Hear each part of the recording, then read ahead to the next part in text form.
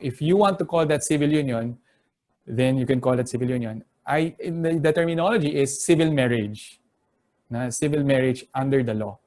Now, that is okay for non-Catholics. Okay? Now, for the Catholics who want only civil marriage, then we have to do something that is a bit spiritual. The gains that they will have when they allow Christ to enter in their hearts and their union. Now, I go to another possible terminology that you have regarding civil union. If this refers to a union that is not legalized, that there is no protection of law, that is civilly only, for example, in our country, man and man, they want to go together, living together, or man and woman, they want to live in together, and there's no protection of law. There's simply cohabitation.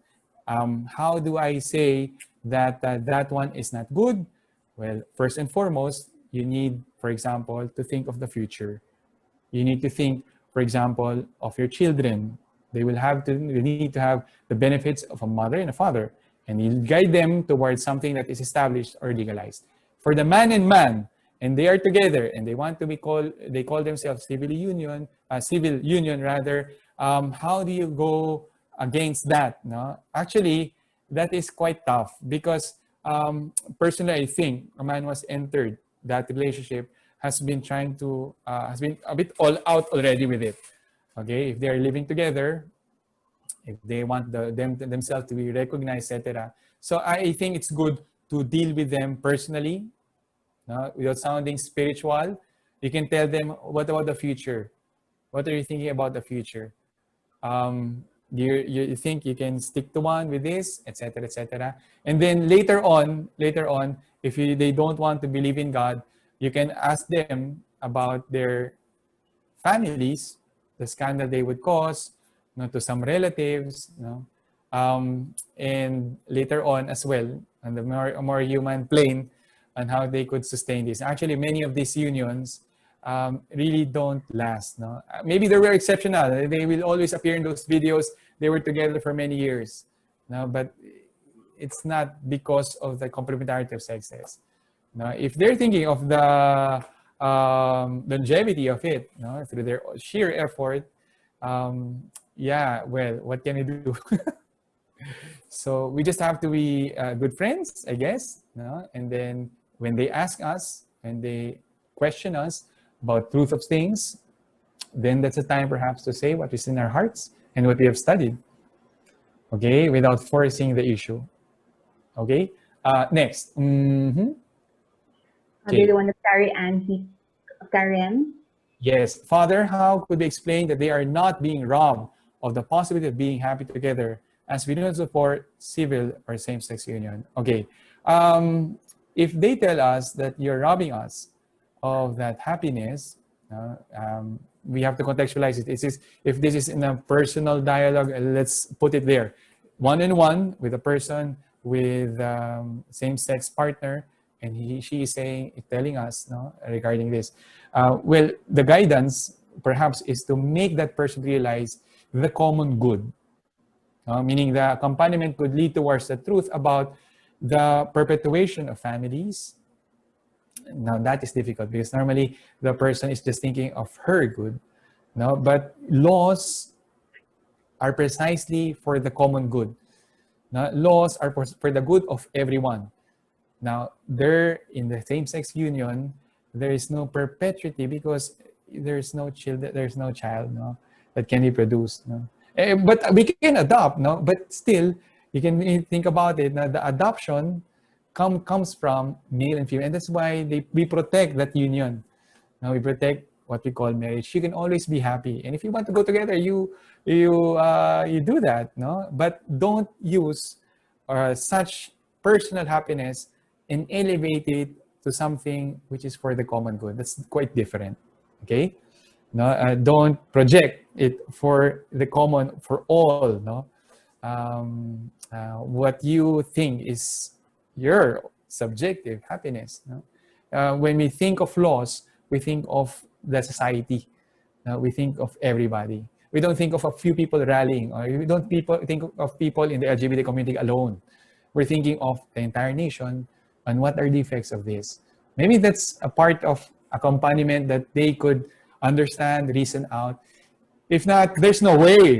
So don't pray and be a friend until the time comes of openness to the truth and also of their heart.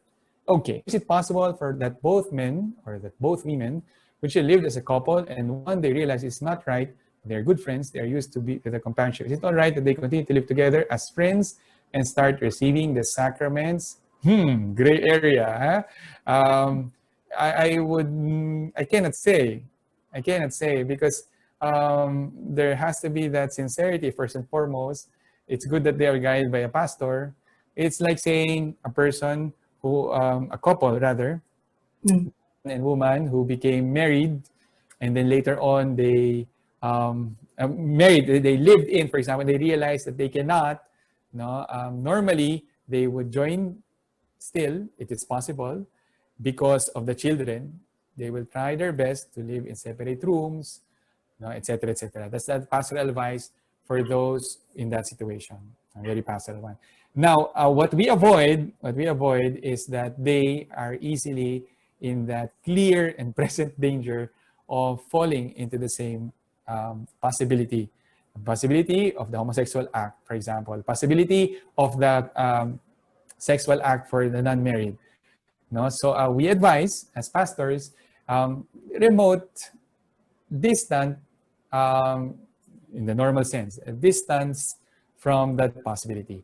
Now, if with all sincerity, the pastor also sees they're really sincere, they're just friends, why not? No, I just think if they are sincere, it may not be a good setup.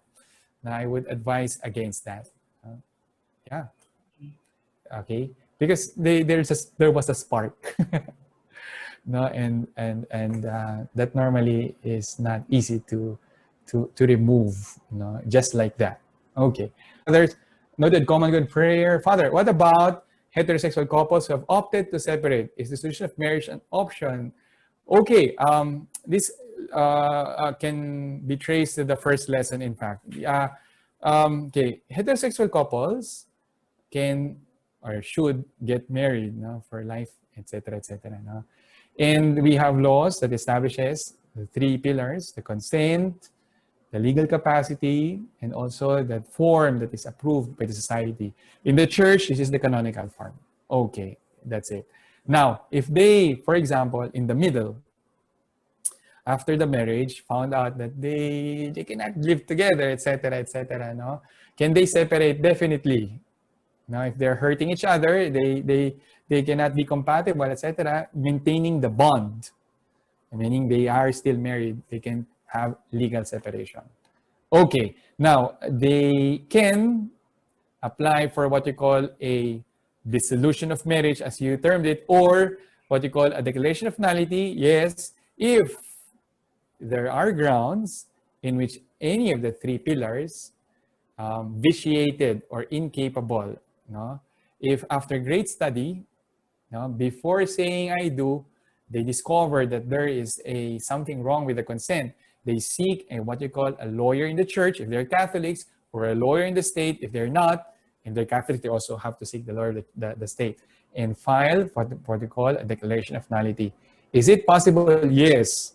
I'm helping people in this state, for example, but I give them, as the Holy Father also recommended, tough examination of conscience, because there are things that a person needs to patch up with God.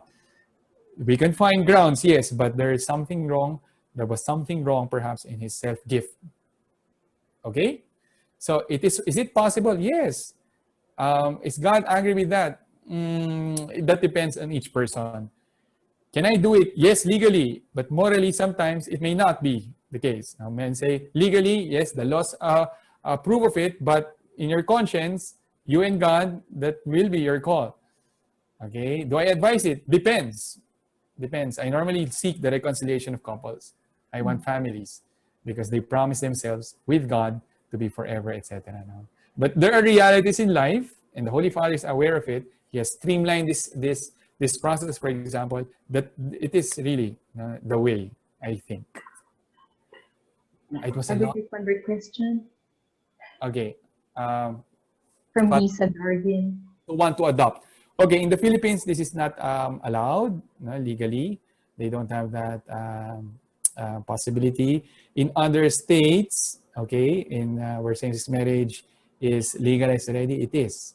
Okay. Now another question is to the moral implications of that. Now, I explained earlier that the same-sex union is not, or the same-sex relationship cannot be analogous to a marriage. Adopting is like saying that they have a right to have children. They can be mother and father, and substitute that. Now, I think that's a bit of going far, no? Understanding that morally, it is a bit of perversion. Now, in the eyes of God, I think there will be also something that he will have to reconcile later with the couple. Okay, maybe it's out there, it's in the web, it's in the social media. It's okay for everyone's eyes, but in the eyes of God, it is different. And I think that's the most important. Not the likes of our posts, and not the likes of others, but the like of God. Okay, and when this thing is taking place, and this is happening actually, adoption. Okay, and yeah, there is somebody who will judge them. It is the Lord, no? And I think, no, he will also have that issue, okay, because they're not mother and father. They're mother and mother, and they cannot replace that. No?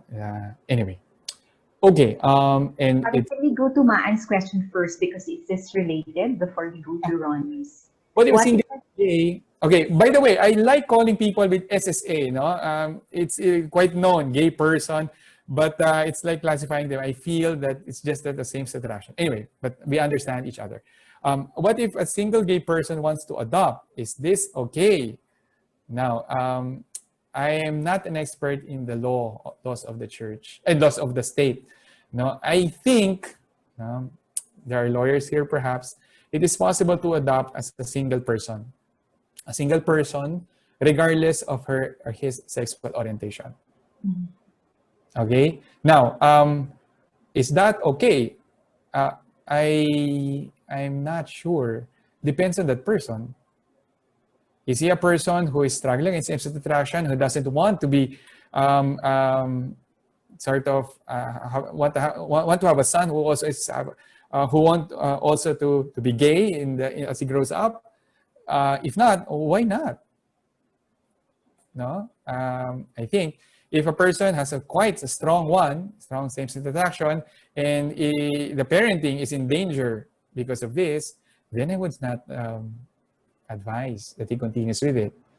Okay, and I think it's best for that person that he is also under a father and mother. If there are options, it's good that he gives it forgoes that possibility. But the reality is sometimes there's no option.